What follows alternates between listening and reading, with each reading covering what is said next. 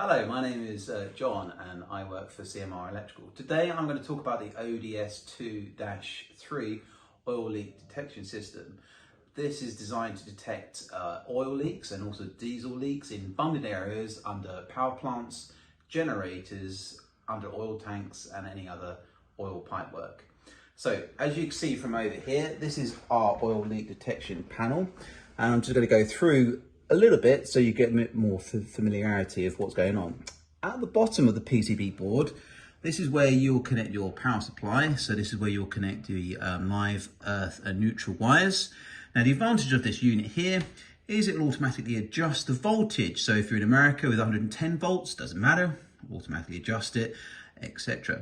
Over here, we've got the common alarm units, terminals that will connect to the BMS and the PLC. And on the right-hand side, we have the individual volt-free contact terminals that enable the BMS and PLC to determine whether it's a zone 1 or a zone 2 alarm. Now, optional that we have for this unit, we can have a beacon, which is a flashing alarm, or an individual SMS text messaging unit. So if a person is away from the area, they'll receive a text message if there is basically a leak.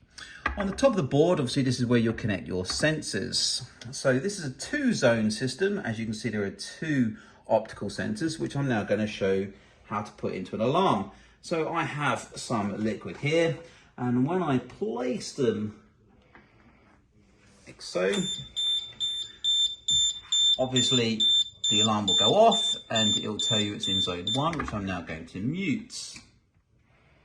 Okay, and obviously I can test the other optical sensor as well. And again, you get a nice loud audible alarm, and it's flashing to show you it's in zone 2, which I'm now going to mute.